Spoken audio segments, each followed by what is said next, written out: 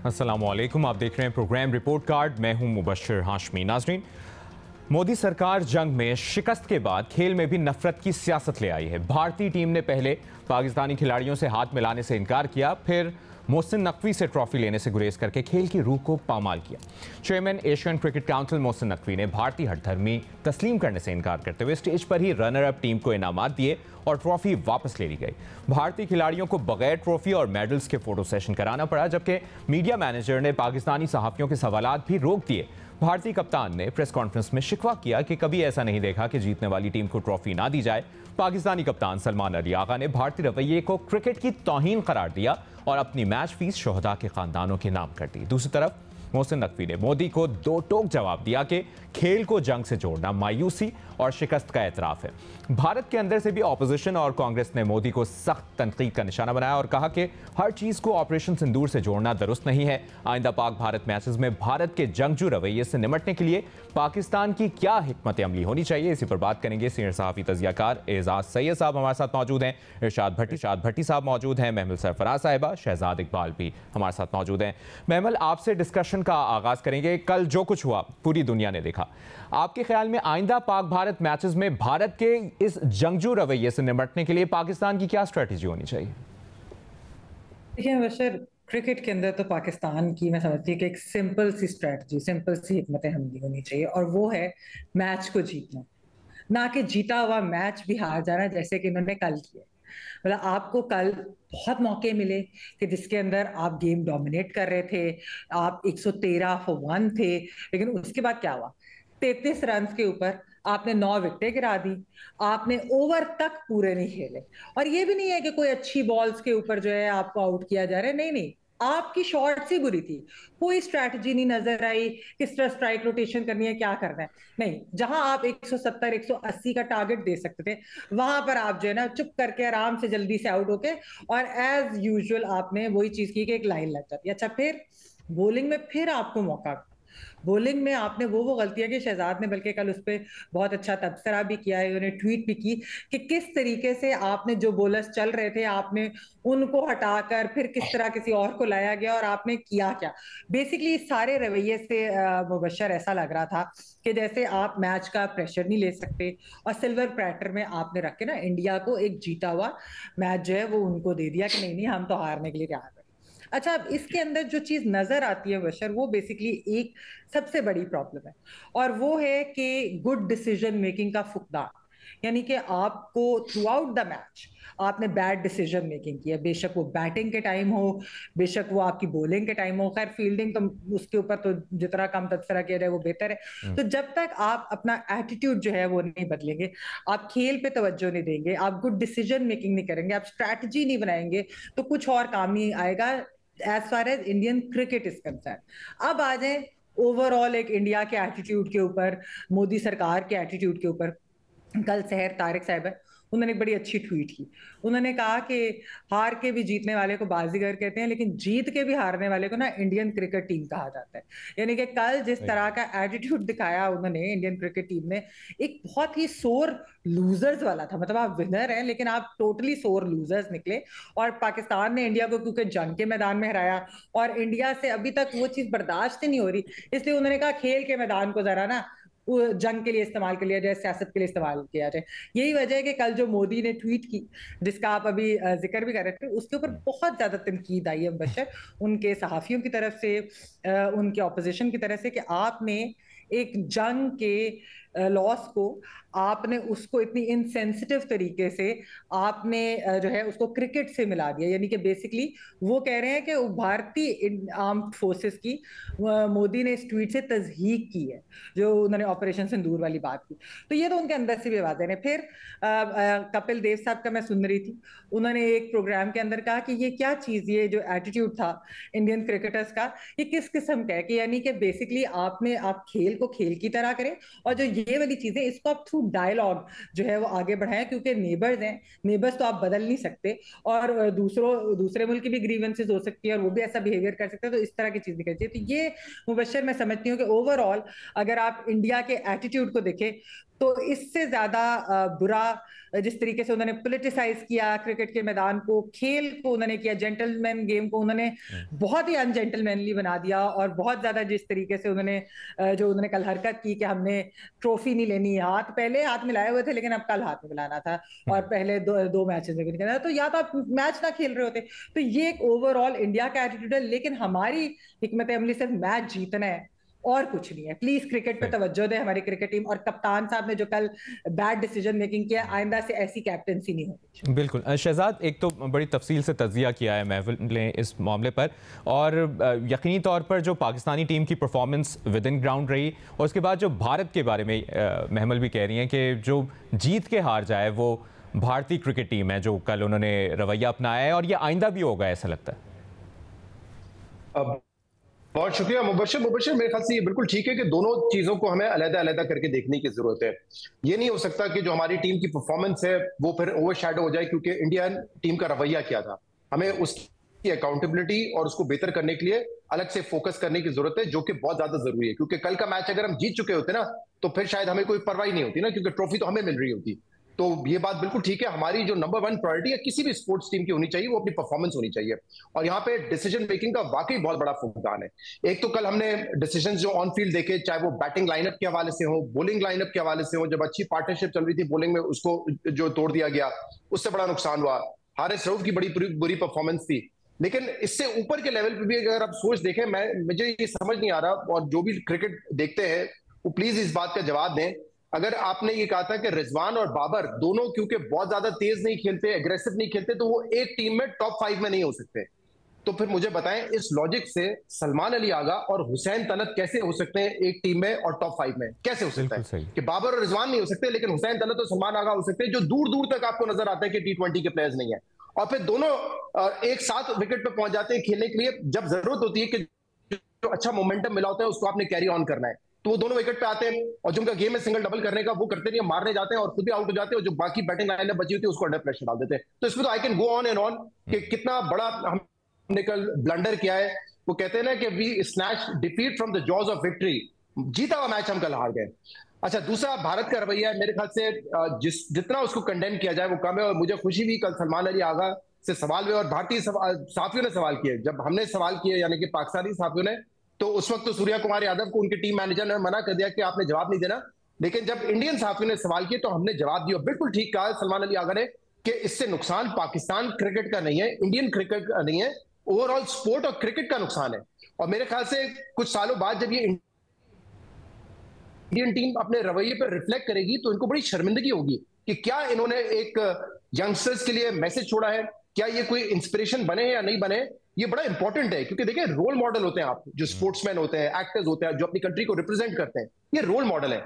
लेकिन अगर आप अपनी सरकार के कहने पे अपने प्राइम मिनिस्टर मोदी की जो एक नफरत है पाकिस्तान के लिए, उसको एडॉप्ट करके ये रवैया ऑन द फील्ड दिखाएंगे तो तारीख आपको अच्छे लफ्जों में याद ही रखेगी।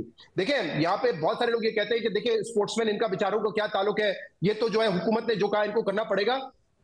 तारीख आपको जज करेगी, जो रिकॉर्ड्स में लिखा जाएगा ना वो यही लिखा जाएगा, सूर्या कुमार यादव ने सलमान अली आगा से हाथ नहीं मिलाया, सूर्या कुमार यादव ने बतौर कैप्टन एसीसी के प्रेसिडेंट से ट्रॉफी लेने से मना कर दिया। उसमें फुटनोट्स में शायद कहीं लिखा हुआ हो कि हाँ जी मोदी सरकार ने ये कहा था इसलिए उन्होंने किया, तारीख में उनका नाम लिखा जाएगा। मैं इस चीज को जरा अपने कुछ नाज़रीन जिनको शायद ना पता हो, मोहम्मद अली बॉक्सर जो है, मतलब उनसे कंपेयर तो नहीं किया जा सकता आज के स्पोर्ट्समैन को, लेकिन 1967 में यूएस ने उनको कहा था कि आपने यूएस आर्मी ज्वाइन करनी है और आपने जाना है वियतनाम लड़ने के लिए। उन्होंने इनकार कर दिया था, उनका जो बिलीफ था वो इससे बरक्स था। उनको क्या पेनल्टी पड़ी थी, उनके जितने वर्ल्ड टाइटल्स थे ले लिए गए थे, उनके ऊपर जुर्माना किया गया था, उनको 5 साल की सजा हुई थी, 3 साल के लिए उनका बॉक्सिंग लाइसेंस ले लिया गया था। उन्होंने फिर जाके जो प्राइम में अपने जो बॉक्सिंग उनको छोड़ना पड़ी, उनके वर्ल्ड टाइटल चले गए, बेल में उन्होंने अप्लाई किया, बाद में अपील में जाके उनकी कन्विक्शन खत्म हुई थी। तो वो भी बड़ा आराम से उस वक्त अपनी सरकार का मौकफ मान सकते थे, लेकिन उनका बिलीफ नहीं था तो उन्होंने लड़ा उस चीज को, और आज दुनिया में उनको याद रखती है। हमें तो पता भी नहीं कि कौन प्रेसिडेंट था उस वक्त, किसने हुक्म दिया था उनको ये करने का, या कौन सी इंतजामिया थी उनके पीछे। तो ये ऐसी चीजें होती है जिनका स्पोर्ट्समैन को ख्याल रखना चाहिए। कल मेरे ख्याल से पाकिस्तान ने बिल्कुल ठीक किया, I am not on for it कि हम जो है ट्रॉफी ना दें उनको, कि यार अगर आप हमसे नहीं लेना चाह रहे तो हम ट्रॉफी नहीं देंगे, हम घर लेके चले जाएंगे। ये रवैया मैं इससे एग्री नहीं करता हूं। लेकिन जब मैं दूसरी तरफ एक रवैया देखता हूं कि आपने इस टूर्नामेंट के आगाज में सलमान अली आगा से और एसीसी के जो प्रेसिडेंट है मोहसिन नकवी, उनसे हाथ मिला लिया। आपका मीडिया या सोशल मीडिया आपके पीछे पड़ गया हाथ धोकर, आपकी हुकूमत का प्रेशर आता है और आप हाथ मिलाने से मना कर देते हैं, आप जो है वो ट्रॉफी लेने से मना कर देते हैं। तो जब ये रवैया आप देखते हैं अपने मुखालिफ का, तो फिर मेरे ख्याल से पाकिस्तान ने अपना जो फैसला किया वो दुरुस्त था। वी स्टूड द ग्राउंड, हम प्रेशर में नहीं आए कि ठीक है आप हमसे नहीं लेना चाहते तो आप किसी और से ले लें। ये बड़ा आसान था, मोहसिन नकवी साहब कर सकते थे कि वहां पे अमराती भी थे, उनको दे देते कि आप ट्रॉफी हैंड ओवर कर दे। But we stood the ground, और हमने ये ग्राउंड स्टैंड करके जो है ना उनको एक्सपोज किया है। अब ये तारीख याद रखेगी कि एक टीम जीती, लेकिन वो इतने रोतू थे, इतनी रौंदी उन्होंने डाली कि वो ना पहले हाथ मिलाने आए और ना फिर ट्रॉफी लेने आए। लेकिन शहजाद फिर आइंदा भी ये होगा, आइंदा भी ये जंगजू रवैया देखने में आएगा और मेरे ख्याल में ज़्यादा भारत उस तरह सामने आएगा। फिर पाकिस्तान की आगे के लिए क्या हिकमत अमली होनी चाहिए? नहीं, वो कहते हैं ना, we should not give a damn about it. Actually वो नहीं मिलाना चाहते हाथ, ना मिलाए। हमने उनको अच्छा खासा एक्सपोज कर दिया है, दुनिया के सामने वो एक्सपोज हुए हैं, क्योंकि ये कोई दो बायलैटरल सीरीज नहीं थी, दुनिया देख रही है। मैं इंटरनेशनल क्रिकेटर्स के तज्जिए पढ़ा, जैसे आज कपिल देव ने कहा, बिल्कुल ठीक कहा। कपिल देव ने कहा कि आप एक तो डायलॉग करें वो तो एक अलग बात है, लेकिन वो कह रहे हैं कि जब आपने मैच खेलने का फैसला कर लिया तो हाथ मिलाना तो बड़ी छोटी सी बात है। तो अगर इंडियन क्रिकेट को इतनी प्रॉब्लम थी ना तो पाकिस्तान के साथ ना खेलते। लेकिन मसला क्या था कि अगर वो पाकिस्तान के साथ नहीं खेलते ना तो उनका माली नुकसान हो जाता। इसके जो $170 मिलियन के राइट्स बेचे हुए हैं ना जिस कंपनी को, वो उनको सू कर देती कि बीसीसीआई को कि आप क्यों नहीं खेल रहे पाकिस्तान के खिलाफ, क्योंकि हमने जो है राइट्स खरीदे हुए और आपकी वजह से हमारा नुकसान हो रहा है। जबकि आप सोचे कि भारतीय क्रिकेट बोर्ड की जो माली इस वक्त वेल्थ जो उनकी है उसका कोई मुकाबला नहीं है पाकिस्तान से। बट हम फिर भी तैयार थे, अगर आपने नहीं खेलना ना करवाएं, एशियन क्रिकेट चैंपियनशिप नहीं करवाते आप, अगर इतना मसला था। लेकिन क्योंकि वहां पे पैसा इन्वॉल्व है और पैसा उनके लिए ज्यादा जरूरी है, अपने ईगो से भी ज्यादा जरूरी है, अपने बिलीफ सिस्टम से भी ज्यादा जरूरी है, तो उन्होंने खेलने का फैसला किया। तो ये तो अगर उन्होंने ये तमाशे आगे भी करने, हमें इन पे बिल्कुल तवज्जो नहीं देनी चाहिए। इनफैक्ट मैं आपको बताऊं कि हमारा थोड़ा बहुत नुकसान हुआ है, हमने ओवर रिएक्ट कर लिया ना, हाथ नहीं मिलाया तो हमने भी कुछ एक्शन करना शुरू किया। ठीक है, भट्टी साहब आपके पास आएंगे। एशिया कप ये बड़ा अपने हिसाब से बड़ा कंट्रोवर्शियली याद रखा जाएगा, बहुत से कंट्रोवर्सीज आई, फिर एक कोई ऐसा टूर्नामेंट जिसमें भारत 3 दफ़ा हमारे खिलाफ खेला है और तीनों दफ़ा वो जीता है।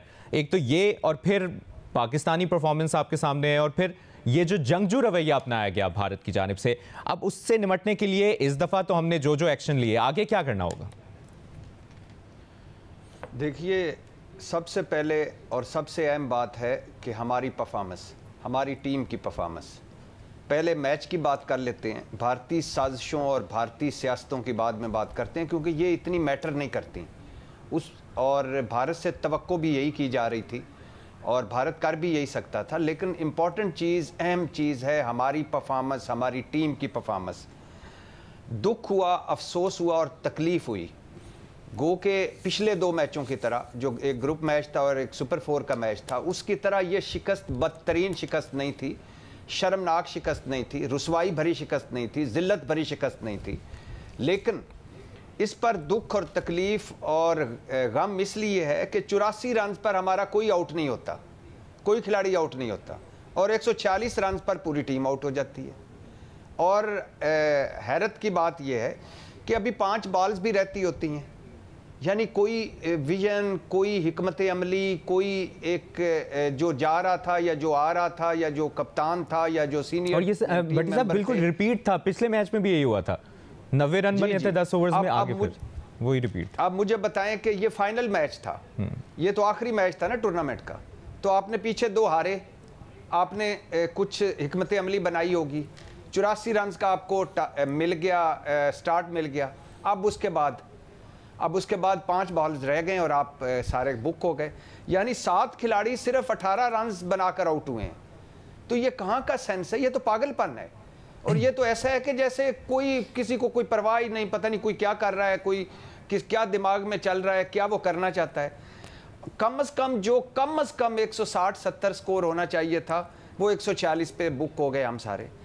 3 प्लेयर्स के अलावा कोई डबल फिगर में नहीं गया। अच्छा, फिर आ गई बॉलिंग। अब वो एक कैच जो ड्रॉप हुआ है उसको छोड़ दीजिए, होता रहता है। भारतीय टीम ने भी पिछले मैचों में कैच ड्रॉप किए, हालांकि नहीं करने चाहिए, लेकिन हमने 3-4 आउट कर लिए, मैच अपनी गिरफ्त में कर लिया। और फिर एंट्री होती है हमारे उस प्लेयर की जो तमाशाइयों, जो इतना नाजुक मिजाज है कि वो तमाशाइयों के वो जो हुटिंग है उस पर भी खैर से वो 0-6 के इशारे बना रहा था। आज मौका था उसे ये प्रूव करने का कि हम जो जंग जीते थे, आज हम खेल के मैदान में भी जंग जीत गए, 6 विकेटें लेके तो दिखाते। आज ये प्रूव करने का वक्त था। तो आपने क्या किया? आपने खैर से करना क्या था? हारिस रऊफ साहब की एंट्री होती है और फिर कप्तान खड़ा हो जाता है चुप करके, वो कहता है कि इसको 17 रन पड़े एक ओवर में, इसको छक्के पड़े, इसको चौके पड़े। ओवर इसने कराना है, साइम अयूब ने नहीं करवाना, किसी और ने आकर नहीं, कोई तजर्बा नहीं करना। 22 बालों पर 50 रन देकर आप सोचिए 146 रन। भट्टी साहब, गली क्रिकेट भी हो रही हो ना, एक बॉलर को ज्यादा मार पड़ी हो तो उसको अगला ओवर नहीं देते, यहाँ पर नाकिस कप्तानी भी। भला करे, अल्लाह आपका भला करे। लेकिन वजह क्या है? अब आप दुनिया की कोई टीम ले लें, जिस टीम में, यानी यूएई की टीम ले लें, ओमान की टीम ले लें, वो भी अगर इस सलमान अली आगा को देखेंगे तो वो भी ये T20 मैच में उसकी जगह नहीं बनती, हमने उसमें उसका कप्तान बना दिया है। तो अब वो मैं सुन रहा था कमेंट्री, तो वो कह रहे थे कि अब पहली दफ़ा हमें मिसबाह उल हक अच्छा लगने लग गया है इसको सलमान अली आगा को देख के। तो ये तो हाल है कि आपके T20 का जो कप्तान है उसका ये हाल है कि आपको 17 रन पड़ रहे हैं। मैच देखें, कोई एक तजर्बा कर लें, हार जीत होती रहती है, आप आखिरी एफर्ट करें। आप पास खड़े हैं, उसी को दे जा रहे हैं और वो खाई जा रहा है। तो हारिस रऊफ साहब आपकी मेहरबानी और सलमान अली आगा साहब आपकी मेहरबानी, आपने वो मैच जो एक वक्त पर हमारी गिरफ्त में था, वो मैच जो एक वक्त पर बड़ा सनसनीखेज हो गया था, और वो मैच जो हम जीत सकते थे, वो मैच हम हार गए। और सोचिए अगर हम मैच जीत जाते और फिर हम जवाब दे रहे होते कि भारतीय सियासतों और साजिशों का, तो सूरत हाल मुख्तलिफ होती। अब आ जाते हैं भारतीय साजिशों और सियासतों पर। एशिया कप यूएई में क्यों हुआ? भारतीय साजिशों और सियासतों की वजह से। और एशिया कप होगा या नहीं, ये बहसें क्यों छिड़ी रहीं? भारत की वजह से, उसकी साजिशें और उसकी सियासतें। और उसने हमें कहाँ कहाँ खेल के मैदान में तनहा करने की कोशिश नहीं की, ये भी आपके सामने है। फिर आप सोचिए, कभी हिस्ट्री में ऐसा नहीं हुआ, कभी भी हमारे हालात इतने अच्छे नहीं रहे पाकिस्तान और भारत के, लेकिन कभी भी ऐसा नहीं हुआ किसी जंग, किसी लड़ाई से पहले या बाद में, किसी टेंशन से पहले या बाद में, कि भारतीय कप्तान हाथ ना मिलाए। नहीं मिलाया उन्होंने, और फिर इस हीरो बनाया, ग्लैमराइज किया भारतीय कप्तान को पूरे भारत में, भारत के मीडिया ने, कि वाह वाह वाह वाह, सूर्या कुमार यादव कहता नहीं था ये सूर्या है, ये स्काई है, ये शेर है, देखो क्या कर दिया, खेत मिट्टी कर दिया आपने, क्या कर दिया। अच्छा, फिर भारतीय टीमों ने हाथ ना मिलाया, फिर आईसीसी के मैच रेफरी को भारत ने इस्तेमाल किया, फिर भारतीय कप्तान का अपनी जीत को पहलगाम से जोड़ना, फिर मोहसिन नकवी साहब से ट्रॉफी ना लेना, और फिर ये सारी भारतीय साजिशें, ये सारी भारतीय सियासतें। यानी मैं सोच रहा था कि वो कितने लोग खुश नसीब होते हैं जिन्हें दुश्मन अच्छा मिलता है। हमें तो दुश्मन ही लो लेवल का मिला है। सही बात। दुश्मन, हमारे तो दुश्मन का डीएनए ही खराब है। वो यानी मैदान में हमारे साथ साजिशें और सियासतें करके खुश हो रहा है। हमारा बोर्ड जो है वो आईसीसी उसका यरगमाली, हमारे पास पैसा ज़्यादा है, हम आईपीएल वाले हैं, हम बड़ी मंडी हैं, हम बड़े स्पॉन्सरशिप हैं। यानी ये कोई करने वाली बात है यार। ये सारी उम्र, ये उम्र भर और उरूज नहीं रहता, आप हमेशा ऊपर नहीं रहते, एक दिन जवाल भी आना होता है। और आखिरी बात, और मोदी साहब ने तो फिर कमाल कर दिया। मोदी साहब क्या बोले, यानी मैं सोचता हूं अगर झूठों का मुकाबला हो तो हमारा सरेंडर मोदी जीत जाए। उन्होंने इस जीत को ऑपरेशन कहा कि ये भी ऑपरेशन सिंदूर है। ओ भाई, ऑपरेशन सिंदूर में तो आप हारे हो। हाँ, अगर आप हार जाते तो फिर ये ऑपरेशन सिंदूर होता। ऑपरेशन सिंदूर में तो आप हारे हो। हम नहीं कह रहे, ट्रंप साहब कह रहे हैं, हम नहीं कह रहे, पूरी दुनिया कह रही है। हम नहीं कह रहे, राफेल वालों, तैयारे बनाने वालों की कंपनी के जो शेयर्स गिरे हैं वो बता रहे हैं, S-400 वाले बता रहे हैं, इसराइली ड्रोन्स वाले बता रहे हैं, पूरी दुनिया का मीडिया बता रहा है कि आपको फैंटी लगी है। और आप इतने बेवकूफ़ बनाते हैं, इतने झूठ बोलते हैं अपनी कौम के सामने। यानी ये वो कौम है, ये वो इस कौम के ये सियासतदान है कि अभिनंदन का तैयारा तबाह हुआ, हमने पकड़ा, चपेड़े मारी, चाय पिलाई, छोड़ा, उसको जाके अवार्ड दे दिया, उसको हीरो बना दिया। ये तो ऐसे झूठे लोग हैं, मैं हैरान हूं कि इतना झूठ भी कोई बोला जा सकता है कि ये ऑपरेशन सिंदूर है। और भाई, ऑपरेशन सिंदूर तो उम्र भर याद रखोगे। तो आखिरी बात कि हमें क्या करना चाहिए। शहजाद बात ठीक कर रहे हैं, हमें कुछ भी नहीं करना चाहिए, हमें अपने स्पोर्ट्स पे, अपनी टीम पर फोकस करना चाहिए, खेल पर फोकस करना चाहिए, स्पोर्ट्समैन स्पिरिट पर फोकस करना चाहिए। हमें ये तल्ख बातें भुला देनी चाहिए। ये सारी ठीक है। ये जो मैं एक आखिरी बात करना चाहूँगा कि भारतीय हुकूमत का किरदार बिलो द बेल्ट रहा, भारतीय जो बोर्ड है उसका बिलो द बेल्ट रहा। 80% भारतीय खिलाड़ी ग्लैमराइज करते रहे नफरत को, और भारतीय मीडिया 80% नफरत को ग्लैमराइज करता रहा। हमें ये नहीं करना, हमें खेल को मैदान को खेल का मैदान ही रहना, बिल्कुल खेल को खेल समझना चाहिए। एजाज है, ये तो आइंदा भी होगा भारत का जंगजू रवैया, ये तो फिर आगे बढ़ता ही जाएगा। फिर आगे के लिए पाकिस्तान की क्या हिकमत अमली होनी चाहिए? देखिए, मदर टेरेसा ने कहा था कि peace begins with a smile. Pakistan और भारत के दरमियान जो पीस है उसमें स्माइल आज भी मौजूद है। पाकिस्तान और भारत के जो सियासतदान हैं, पाकिस्तान और भारत की जो फैसला साज कुव्वतें हैं, वो आपस में मिलना नहीं चाहती। उन्होंने कुट्टी कर ली हुई है। डिप्लोमेटिक सतह पर दोनों ममालिक में डिप्लोमेटिक स्टाफ नीचे की सतह पर आ गया है। लेकिन आप ये देखिए कि क्रिकेट के मैदान में हम दोनों इकट्ठे हुए हैं। एक तो ये सूरत थी कि क्रिकेट के मैदान में भी इकट्ठे ना होते, लेकिन क्रिकेट जीत गया है और क्रिकेट बुनियाद है पाकिस्तान और भारत के दरमियान पीस की। आप देख लीजिए, जब दोनों टीमों के खिलाड़ी शुरू में आपस में मिले, आपको पता है कि शुरू में हाथ भी मिलाया गया था और बाद में वो अलग बात है कि एक प्रेशर आया तो हाथ में नहीं बुलाया गया, तो उसमें स्माइल भी एक्सचेंज हुई। तो peace begins with a smile again, वो मदर टेरेसा की बात। हमें जो सबसे जो बड़ा पान है ना, या जो सबसे बड़ा हमारे पास पावर है, वो पावर है मॉरल की पावर है, वो पावर है अखलाकियात की। देखिए, मैदान का जो जंग का मैदान था, वहाँ पे जो परफॉर्मेंस थी हमारी, वो सारी दुनिया ने देखी है। लेकिन खेल के मैदान को खेल के मैदान ही रहना चाहिए, और जो भी कोई भी फरीक खेल के मैदान को खेल का मैदान नहीं रहने देना चाहता, या उसे भी मैदान जंग बनाना चाहता है, या वहाँ पर भी कोई ऑपरेशन समझता है कि वो है, तो आप ये याद रखिए कि ये वक्त गुजर जाएगा और तारीख़ में लिखा जाएगा कि इस तरह एक टीम दूसरी टीम से हाथ मिलाना चाहती थी और फ़लाँ कप्तान ने और फ़लाँ टीम ने वो हाथ नहीं मिलाया। तारीख़ अमन के जो एम्बेसडर्स हैं उनको याद रखती है अच्छे अल्फाज में, तारीख़ जंगजुओं को याद नहीं रखती। मेरा ये ख्याल है कि जो सबसे बेहतरीन जवाब है, हमारी बेहतरीन परफॉर्मेंस हमारा बेहतरीन जवाब है, हमारा अमन की तरफ बढ़ना हमारा बेहतरीन जवाब है, हमारा स्माइल के साथ ग्रेस के साथ रहना ये जवाब है। और ये मैं आपको बताऊं कि जब हम टेलीविज़न के ऊपर गुफ्तगू कर रहे होते हैं या दुनिया में कहीं भी गुफ्तगू कर रहे होते हैं, तो हम ये समझते हैं कि हिंदुस्तान की जो 1.5 अरब की आबादी है वो एग्जैक्टली वही सोच रही है जो हिंदुस्तान में 3-4 जो लोग हैं जो पॉलिसी बनाते हैं या पॉलिसी पर असरअंदाज होते हैं, वही सोच रहे हैं। हिंदुस्तान एक बहुत बड़ी आबादी है, वहाँ पर सोचने वाले समझने वाले लोग मौजूद हैं। आप हिंदुस्तान का सोशल मीडिया उठाइए, वहाँ पर बात करते हैं, अपनी गवर्नमेंट की पॉलिसी के ऊपर बात करते हैं, वहाँ पे इंटेलेक्चुअल्स मौजूद हैं। आप देखिए, शशि थरूर पाकिस्तान के ख़िलाफ़ हिंदुस्तान की डेलीगेशन को हेड कर रहे थे आलमी सतह के ऊपर, लेकिन शशि थरूर ने, आप देख लीजिए क्या इंटरव्यू दिया, उन्होंने कहा कि हमें पाकिस्तान के साथ क्रिकेट खेलना था और खेला तो हाथ भी मिलाना चाहिए था, ये कोई तरीकाकार नहीं है। और बहुत सारे लोग जो हैं वो ये कहते हैं, और ये बहुत बड़ा तबका है हिंदुस्तान के अंदर जो ना सिर्फ वॉर को जानता है, पेन ऑफ वॉर को भी जानता है। इसलिए मैं ये समझता हूँ कि अगेन हमें अपनी परफॉर्मेंस के ऊपर करना चाहिए।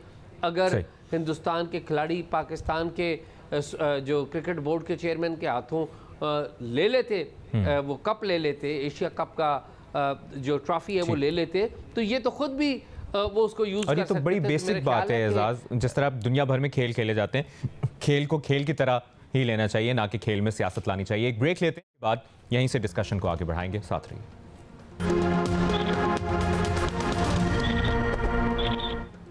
ब्रेक के बाद आपके सवालात और जो आपने यूट्यूब पर भेजे हैं और इनके जवाबात हम तजियाकारों से जानने की कोशिश करेंगे। इरशाद भट्टी साहब, आपके लिए जो सवाल आया है यूट्यूब पर वो ये है कि वज़ीर आला पंजाब ने कहा है कि मशवरा देने वालों के पास हर मसले का हल सिर्फ कशकोल है। चारों सूबे बराबर फंड्स लेते हैं, पंजाब के मंसूबे नजर आते हैं मगर दूसरे सूबे के नहीं। अगर सिंध में कोई काम करें तो मुझे खुशी होती है, लेकिन कुछ कर लें।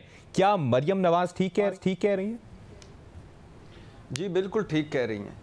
मैं हैरान हूँ सिंध वालों पर, सिंध के वुज़रा पर, पीपल्स पार्टी के सियासतदानों पर और बिलावल भुट्टो पर। प्रॉब्लम क्या है भाई? कराची का हाल देखा है। जब आप बात करते हैं तो बारिश आता है तो पानी आता है, ज़्यादा बारिश आता है तो ज़्यादा पानी आता है, और जब ज़्यादा पानी आता है तो उस वक़्त किधर जाता है? उस वक़्त क्या हो जाता है? उस वक़्त जब बच्चा लोग नाई करता है और बड़े लोगों को करंट लगता है तो आप किधर होता है? 18 साल 16-17 साल आपको हो गए हैं सिंध पर। सिंध की हालत देखी है। और भाई उनको करने दें पंजाब को, वो जवाब दें पंजाब के अवाम को। मरियम नवाज साहब अच्छा काम करेंगी तो पंजाब वाले उनको शाबाशी देंगे, नहीं करेंगी तो उनका अकाउंटेबल करेंगे। आपको वहाँ बैठ के क्यों सियासतें कर रहे हैं? और बेनज़ीर इनकम सपोर्ट प्रोग्राम से 10-10 हज़ार दें। भाई नहीं देने 10 हज़ार, आपने ये बेनज़ीर इनकम सपोर्ट प्रोग्राम में आपने अपनी ज़ाती जेबों से पैसे डाले हुए हैं। जरदारी साहब के पैसे हैं, बिलावल भुट्टो साहब के पैसे हैं। कारे खैर किया इन्होंने इस सैलाब में। इन सारे बड़ों ने 4 आने भी अपनी जेब से निकाले हैं। और भाई कोई हुकूमत नहीं अगर करना चाहती तो आपको क्या प्रॉब्लम है? टके टके की सियासतें कर रहे हैं, टके टके के बयानात दे रहे हैं। सिंध पे फोकस करें, अपने हालात पे फोकस करें। सिंध को सही कह रही है मरियम नवाज साहब, कितना बजट मिलता है सिंध को?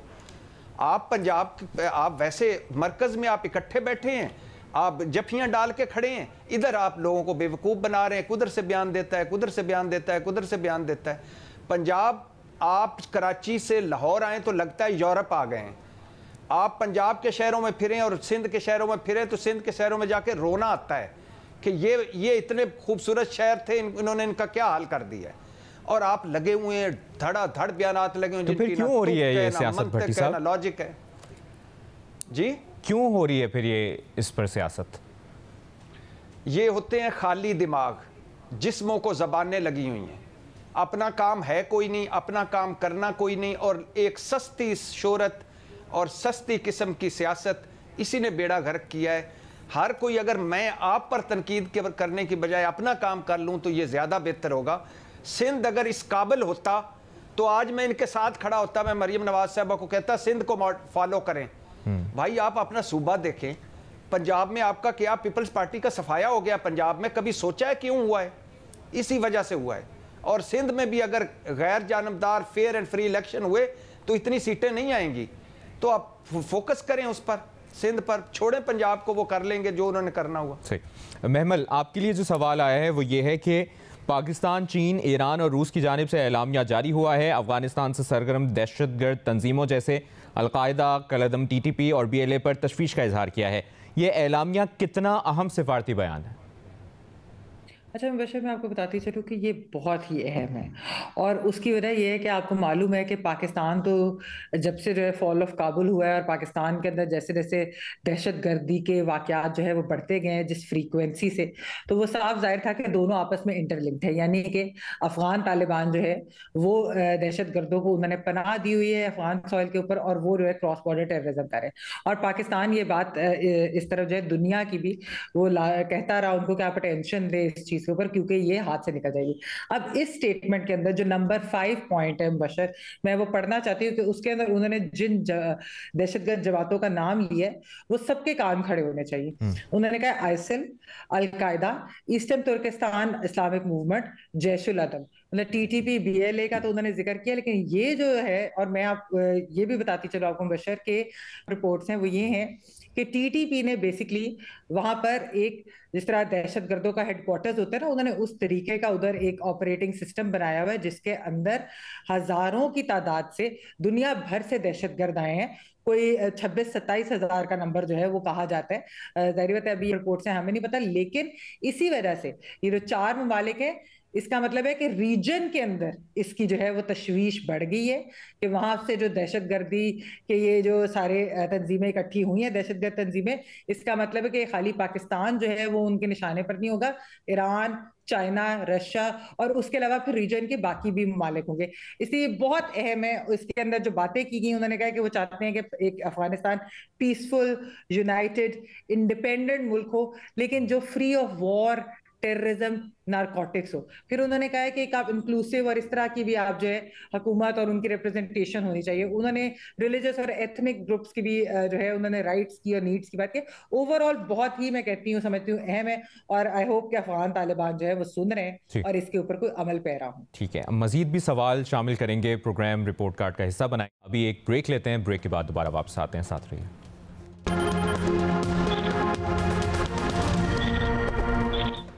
ब्रेक के बाद एक बार फिर आपकी जानिब से YouTube पर किए गए सवालात अपने पैनल के सामने रख रहे हैं। एजाज सैयद साहब, आपके लिए ये सवाल है कि जमात इस्लामी के वफ़द ने काबुल का दौरा किया है, जिसमें अफगान वज़ीर ख़ारजा से मुलाकात की है। आप इस मुलाकात को कैसे देखते हैं?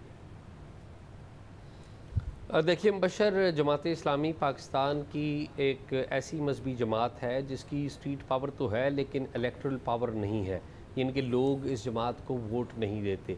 लेकिन at the same time Jamaat Islami का जो असर व रसूख है मुख्तलिफ़ वजूहात की बिना पर, वो पाकिस्तान तक ही लिमिटेड नहीं है, इस ख़ित्ते के मुख्तलिफ़ ममालिक में भी मौजूद है। जमात इस्लामी बांग्लादेश में मौजूद है, भारत में जमात इस्लामी मौजूद है। आल्दो भारत और पाकिस्तान की जमात इस्लामी में फ़र्क है।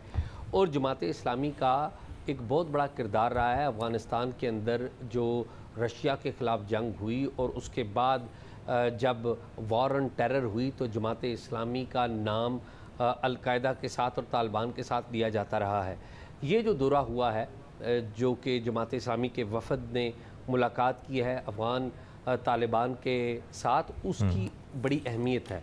उसकी अहमियत ये है कि अफ़गान तालिबान ख़ुद इलेक्शन या वोट के ज़रिए नहीं आए, तो ये बात इस बात का सबूत है कि अफ़गान तालिबान पाकिस्तान की हुकूमत के साथ ऊंची नीची तो होती रहती है, लेकिन ये इस बात को ज़ाहिर करता है कि अफ़गान तालिबान पाकिस्तान की हुकूमत ही के साथ ही नहीं बल्कि पाकिस्तान की जो सियासी जमातें हैं, पर्टिकुलरली जो मजहबी सियासी जमातें हैं, ख़ास करके जमात इस्लामी, वो उसके साथ इंगेज करने के लिए तैयार हैं।